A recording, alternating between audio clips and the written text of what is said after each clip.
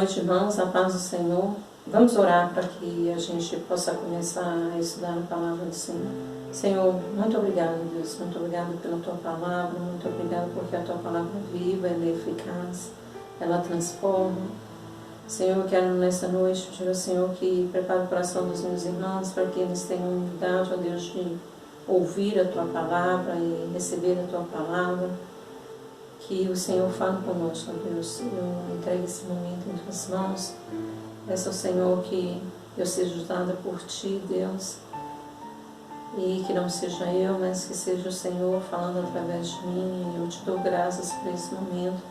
Eu entrego esse momento em Tuas mãos, no nome de Jesus. Amém. Irmãos, eu queria que nós meditássemos numa história que está lá no livro de João 5, versículo 1, do 1 ao 15. Vamos lá. Depois disso, havia uma festa entre os judeus, e Jesus subiu a Jerusalém. Ora, em Jerusalém há, próximo à porta das ovelhas, um tanque chamado em hebreu de Betesda, o qual tem 5 alpendres. Nestes jazia grande multidão de enfermos, cegos, coxos e paralíticos, esperando o movimento das águas. Porquanto um anjo descia em certo tempo ao tanque e agitava a água, e o primeiro que ali descia, depois do movimento da água, sarava de qualquer enfermidade que tivesse. E estava ali um homem que havia 38 anos se achava enfermo. E Jesus, vendo este deitado e sabendo que este que estava nesse estado havia muito tempo, disse-lhes: Queres ficar são? O enfermo respondeu-lhe: Senhor, não tenho homem algum que quando a água é agitada, me coloque no tanque, mas enquanto eu vou, desce outro antes de mim. Jesus disse: Levanta, toma a tua cama e anda.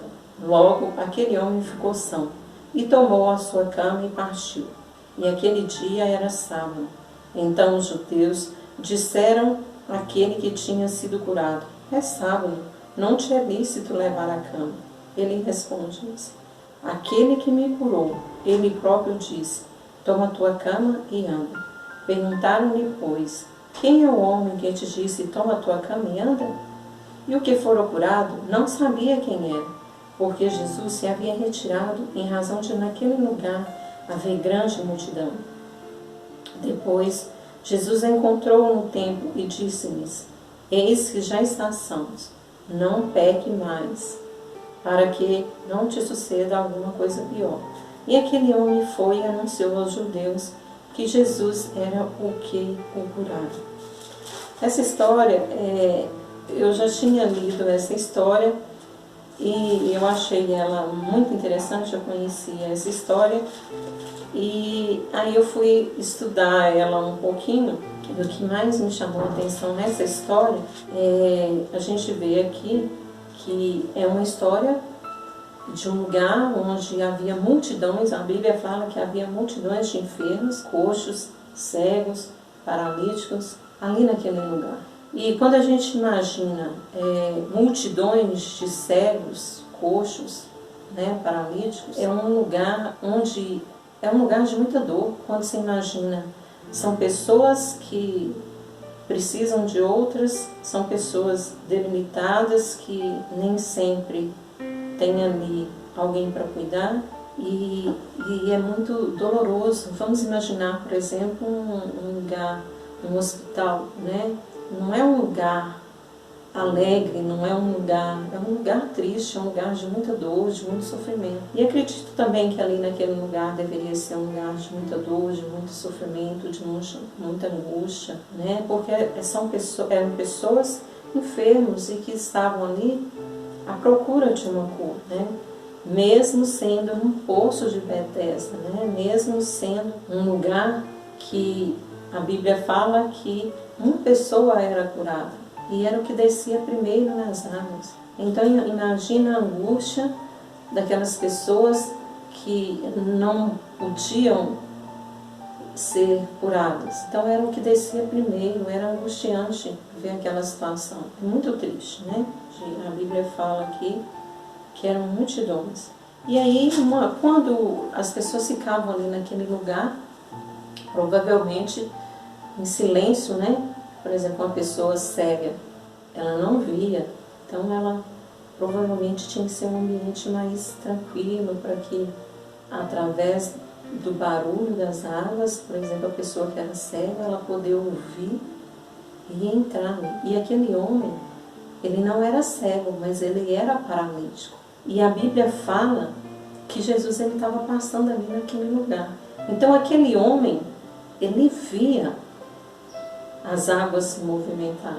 E aquele homem, ele era paralítico. Ele devia estar atento, olhando firme para as águas. E alguém muito especial ali passa ali naquele momento e vê aquele homem ali deitado. E aí esse homem, Jesus, ele tem uma conversa com esse homem. E esse homem, ele não estava ali 1 ano, 2 anos, ele já estava há 38 anos nessa situação. Eu acredito que esse homem, provavelmente, ele teria que ter alguém que o levasse, que o buscasse todos os dias. Se ele fosse todos os dias lá para aquele lugar. Né? Porque a Bíblia não fala, a Bíblia só fala que ele estava há 38 anos enfermo. E Jesus, ele tem um diálogo com esse homem. E aí Jesus, ele pergunta para esse homem, se o homem estava ali, num lugar onde tinha muita gente enferma e querendo ser curado, Jesus faz uma pergunta óbvia para ele. Queres ser curado? É a pergunta que Jesus faz para ele. Provavelmente, sim, era óbvio que aquele homem queria ser curado. Mas Jesus, ele queria ouvir. Jesus, ele conhecia aquele homem.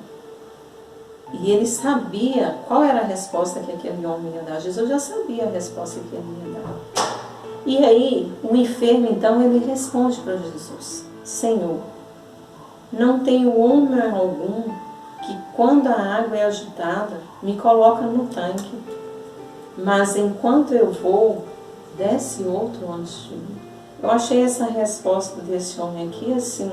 Quando ele vira para Jesus e fala: Senhor, eu não tenho homem algum,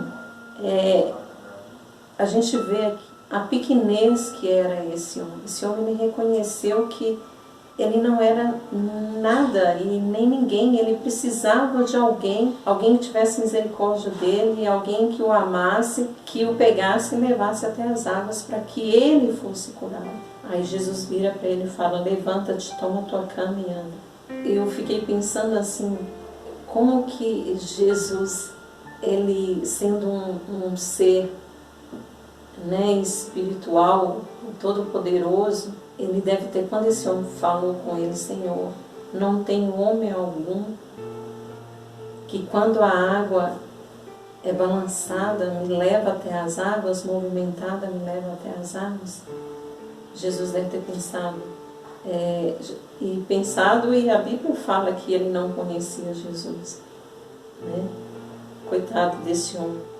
Eu sou aquele que o Pai me enviou para que homem algum dependesse de outro homem para que ele seja curado. Glória a Deus que nós conhecemos o Senhor Jesus. E glória a Deus que nós sabemos que nós não precisamos de outro homem a não ser Deus, a não ser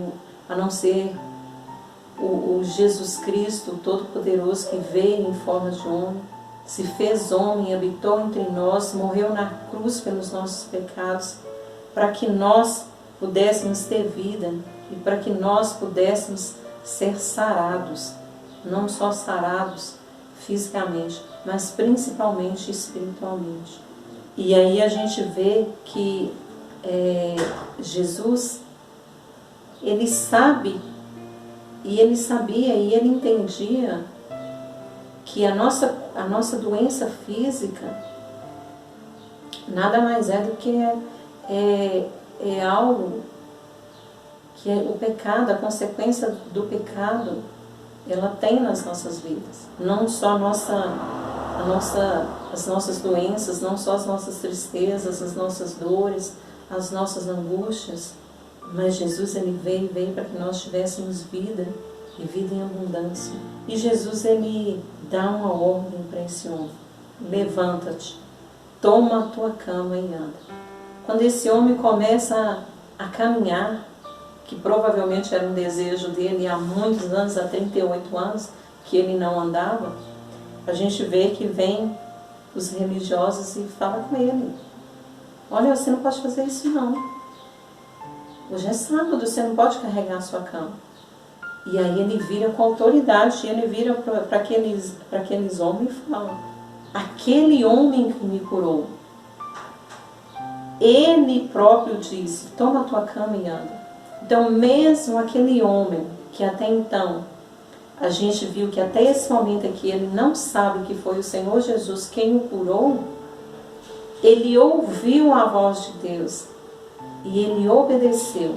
Quando Jesus falou para ele: toma a tua cama, levanta-te, toma a tua cama e anda, ele obedeceu, ele foi e ele andou. E quando ele está andando, ele encontra esses aí que faz a pergunta para ele. E ele com autoridade fala que aquele que curou, ele falou para ele andar, para ele levantar, tomar a cama dele e ir. E aí aqueles homens, eles perguntam para aquele enfermo, que não era mais enfermo, que era um homem curado e restaurado: quem foi que te curou? E aquele homem, ele não soube responder, porque ele não sabia quem era.